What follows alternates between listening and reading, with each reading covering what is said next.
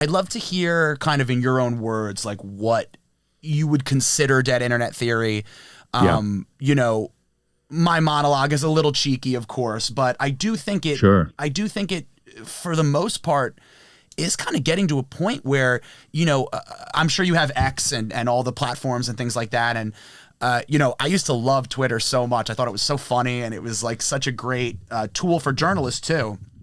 And not to say that that same function isn't still there, but, you know, I feel like when I go on X or I go on Instagram now, I mean, you're almost guaranteed to get bot posts, and it's kind of odd that we're all kind of just like accepted that, and we're like, yeah, you know, whatever. So I'm curious, in your own words, what is dead internet theory to you? So dead internet theory is a good old-fashioned conspiracy theory. Yes. Hell yeah. So a conspiracy theory is basically a set of ideas that's designed to explain something that doesn't seem to be explainable through any other means other than that there's a cabal of conspirators behind the scenes manipulating things and making things different from what they appear. And so there are lots of conspiracy theories.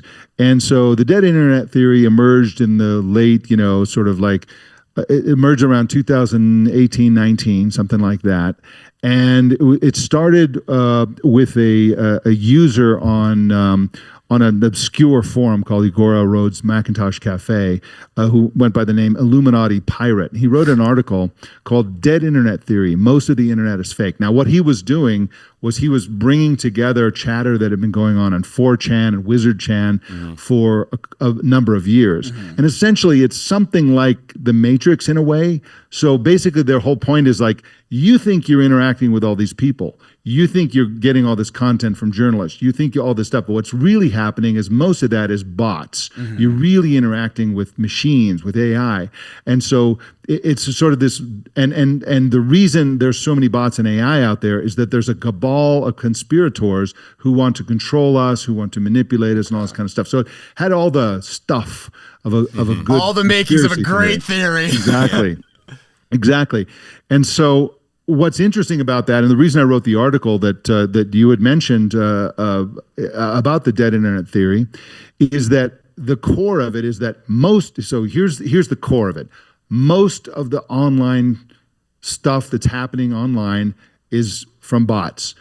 And at some point, early this year, maybe late last year, that became true. Right. So most of the stuff that happens on the internet is not being done by people. It's being done by bots, by AI, etc. And so I thought that was fascinating. Yeah. One fascinating dimension. The second fascinating dimension is that Meta, the company formerly known as Facebook, is actually like embracing the dead internet theory, like trying to make that happen on purpose for the money, obviously. Right. So there's another concept, and I'm going to bring a third Alex into this thing. Oh, wow. Amazing. Maybe there's too this many is Alexes. the Alex hour. Yeah.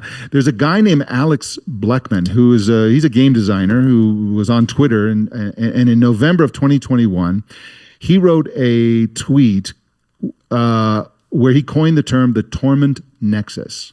Okay? The Torment Nexus is a theoretical fake product that's based on something dystopian. So I'll give you an example. The metaverse, right? We've heard Meta talk about the metaverse. The metaverse was always a bad idea. Like it was a dystopian. It was a warning from science fiction writers. Yes. You know that if we're not careful, we're going to end up in this metaverse, right? And he thought metaverse. Wow, that sounds like a business plan. And he renamed the company Meta based on this dystopian idea.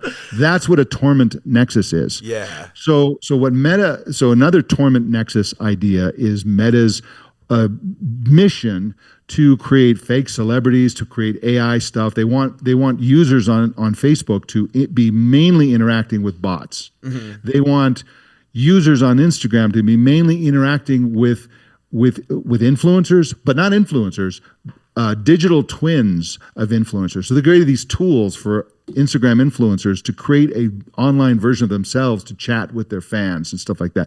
So they're actually, this is a Torment Nexus idea because they've taken this dystopian idea of the dead internet theory and they're saying, this is a business plan. Let's do that. That sounds like a great idea.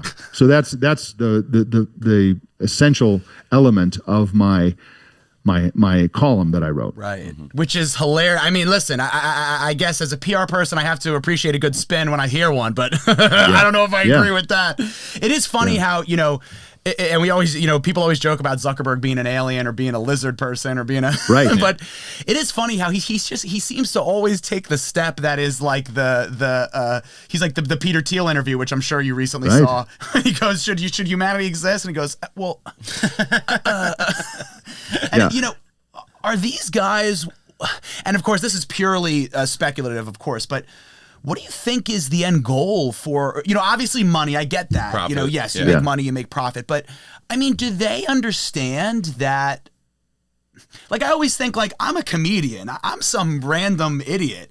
And how do I have the foresight to be like, you shouldn't do that because this could eventually happen? Do they just not care? Or you know, are they just, do they maybe, is it sometimes their attitude? Do they think, well, I figured everything else out, I'll figure that out too? What do you think about that?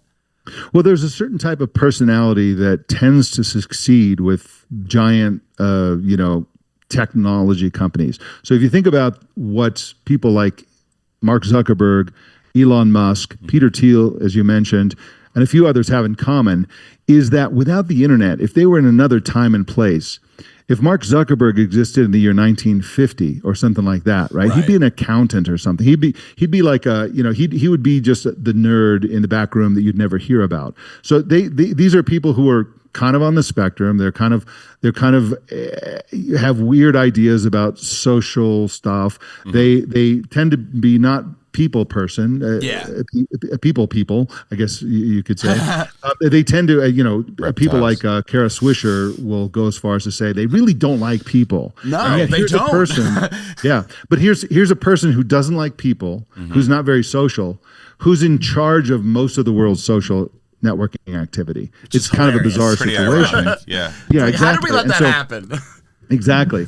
So, you know, I mean, Elon Musk has his own Torment Nexus ideas. I just wrote about one yesterday, which is that he's got this, they've got Grok, which is an AI chatbot. Oh, I know Grok. From the company XAI, So they're rolling out some digital friends, right? The first of which is a digital girlfriend called Annie, it's so right? weird. And this is like a teenage girl you're supposed to have a relationship with, and if you score enough points, you move up to not safe for work mode. This is a creepy idea. Wow, really? From a creepy dude, but this is another dystopian idea that you're in a dark room somewhere, instead of interacting with people and having a real girlfriend, you have a fake AI girlfriend, right? This is the stuff that's of interesting. Blade Runner. Yeah. And he's not like let's avoid this. He's like, no, let me be the one to profit from this. Well, that's interesting.